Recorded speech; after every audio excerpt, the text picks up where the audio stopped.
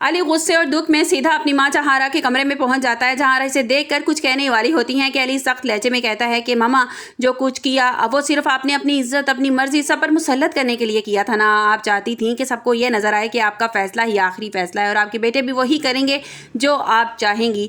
जहारा खामोशी से अली की तरफ देखती हैं, लेकिन अली के दिल में आज कोई खौफ नहीं होता। वो कहता है कि आपने मेरी जिंदगी का फैसला अपनी मर्जी से किया था, आयजा को मुझसे दूर किया था और आज वो मुझे छोड़कर चली गई है। अब आप मेरी जिंदगी का कोई भी फैसला नहीं करेंगी, ना आप करेंगी और ना ही बाबा करेंगे। अली मजीद कहता है कि मैं आज अनाया के घर पे जा रहा हूँ। मैं सबके सामने ये वाज़िया कर दूंगा कि मैं इससे शादी नहीं करूंगा, मैं किसी से भी शादी नहीं करूंगा। मैं अपनी बाकी ज़िंदगी आयजा की यादों में गुजार दूंगा, क्योंकि मैं समझता हूँ कि उसकी मौत का जिम्मेदार मैं हूँ और आप अपने बेटे को यूँ पल पल घुट घुट के मरता और अजियत में देखेंगी, यही आपकी सज़ा है। जहाँ अली को रोकने की कोशिश करती हैं, लेकिन अली कहता है कि अब मुझे ना तो किसी की धमकी से कोई फ़र्क पड़ता है, ना ही मुझे किसी बात का कोई खौफ है। आपने जिस चीज़ को अपनी इज्जत समझकर जो कुछ किया था, आज आपकी उस फैसले ने मुझे अंदर तक तोड़ के रख दिया। आप कैसी माँ हैं।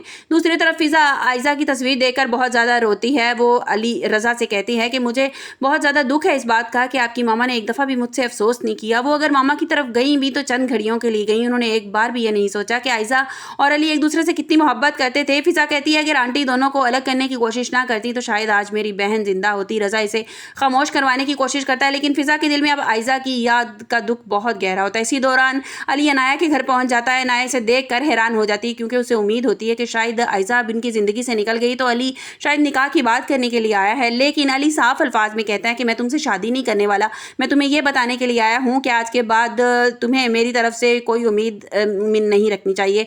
अनाया हैरान होकर पूछती है कि तुमने फैसला कर लिया? अली कहता है कि हाँ, मैंने फैसला कर लिया है। आयजा अब इस दुनिया में नहीं है और मैं इस हकीकत के साथ ज़िंदगी गुजारूंगा। मैं खुद को उसकी मौत का जिम्मेदार समझता हूँ, क्योंकि इस वक्त इसकी मोहब्बत के लिए खड़ा नहीं हो सका। फिर अनाया अली से कहती है कि तुम भी इस बात से बिल्कुल बरी नहीं हो और तुमने मेरी माँ को मजबूर किया था, कि तुम्हें मालूम था कि मेरे दिल में आयजा है, इसलिए मैं तुमसे भी कोई रिश्ता नहीं रख सकता। अनाया की आंखों में आंसू आ जाते हैं, लेकिन वो अब फैसले से अली पीछे हटने वाला नहीं होता। वो कहता है कि ना ही मैं शादी तुमसे करूंगा और ना ही मैं किसी और से शादी करूंगा। मैं अपनी ज़िंदगी आयजा की यादों के सहारे गुजार दूंगा। ये बात सुनकर अनाया के लिए भी सब कुछ बदल जाता है। इसे पहली बार एहसास होता है कि अली के दिल में आयजा की जगह और कोई नहीं ले सकता। और दूसरी तरफ जहाँ आरा को भी जब इस फैसले का पता चलता है तो उन्हें भी अंदाज़ा हो जाता है कि इनका बेटा अब किसी के दबाव में आने वाला नहीं है। अब अली ने अपनी ज़िंदगी का सबसे बड़ा फैसला कर लिया और अब सवाल ये है कि जहाँ आरा अपने बेटे को हमेशा के लिए खो देंगी या आयजा की मौत के बाद पहली बार अपनी गलती को तस्लीम कर ले। अब जिस तरह से अली अपने बाँ से दो टोक अल्फाज में बात करता हुआ दिखाया गया है और वो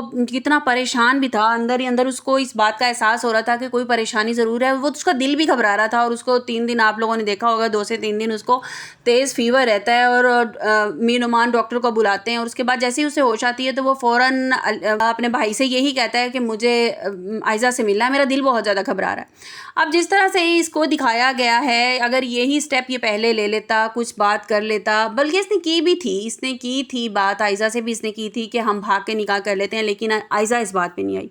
क्योंकि अगर देखा जाए तो इसमें गलती सबकी थी। आयजा की माँ भी इस बात को समझ नहीं सकी। वो भी शायद इस बात में थी कि मेरी बेटी की अगर शादी उस घर में पहले ही एक बेटी को देकर पछता रही हैं, तो अगर दूसरी बेटी की भी शादी वहाँ पे कर दी तो ये भी ऐसे रोती धोती रहेगी, क्योंकि रज़ा तो कोई स्टेप लेता नहीं है अपनी बीवी के लिए। तो मेरी दूसरी बेटी भी उस घर में ऐसे ख़वार होती रहेगी। तो उसने अच्छा ही अपनी तरफ से सोचा था कि जुनैद के साथ शादी हो जाएगी। लेकिन किसी को भी एक को ब्लेम करना ना गलत बात है कि अब इसमें मुलव्वस क्या, अली भी मुलव्वस है, उसकी मौत की ज़िम्मेदारी में अली भी है और आयजा की अपनी माँ सुरैया भी है। सब मुलव्वस हैं इस बात में और उसकी अपनी बहन भी है। उसकी बहन ने भी जिस तरह से उसने जहाँ आरा ने ये फ़िज़ा को ज़िम्मेदारी सौंप दी थी कि तुमने अली को मनाना है, तो वो कहती है, उसने साफ लफ्ज़ों में कहा भी था अली से आके भी कि जब फ़िज़ा की इंगेजमेंट होने लगी थी कि मेरी बहन तुमसे मोहब्बत नहीं करती और जहाँ तुम्हारी माँ कह रही है तुम वहाँ पे शादी कर लो। और अब सारा ब्लेम अगर अली पे डाला जाए या जहाँ आरा पे डाला जाए तो ये भी बात बिल्कुल गलत है। तो ये स्टोरी बहुत ही ज़्यादा इंटरेस्टिंग हो गई और मेरे ख्याल में तो कौन मेरी बात से इत्तफ़ाक़ करता है कि अभी आयजा को मारना नहीं चाहिए था। आयजा को मारना नहीं चाहिए था। इनकी लव स्टोरी चलनी चाहिए थी। इनकी स्टोरी कुछ इस तरह से चलती कि इन दोनों की शादी हो जाती और दोनों बहनें मिल के फिर जहारा को ऐसा मज़ा चखाती और उसे अपनी गलती का एहसास हो जाता। कौन मेरी इस बात से इत्तफ़ाक़ करता है कि इस तरह से स्टोरी होनी चाहिए थी। बहरहाल स्टोरी की तरफ आते हैं कि अब देखना यह है कि अली जो है वो अपनी बुरी हालत कर लेगा, रोएगा, पीटेगा और अपनी माँ को सज़ा देगा और हर बार जितने भी لوگوں کے سامنے جہاں آرا نے یہ عزت بنا رکھی ہے کہ میرے بیٹے میرا شوہر تو میری مرضی کے خلاف کوئی چلتا نہیں ہے، ہر بات میری مانی جاتی ہے. اور جب سب کو یہ پتہ چلتا ہے کہ ایک لڑکی نے سوسائڈ کر لیا، ان دونوں کی محبت تھی، جہاں آرا نے ضد میں آ کے اپنے بیٹے کی شادی نہیں کروائی، تو پھر تھو سب کریں گے جہاں آرا پہ کہ کیوں آپ نے اپنے بیٹے کی شادی وہاں پہ نہیں کروائی جہاں پہ وہ چاہتا تھا، اور اتنا بڑا کام کر دیا اس نے. اور پھر اسامہ بھی یہ بات کہتا ہے کہ عائزہ لگتا نہیں تھا کہ تمہارے لیے اتنی سیریس ہے، اور وہ سوسائڈ ہی کر لے گی، اس نے اپنی جان ہی دے دی تمہاری خاطر.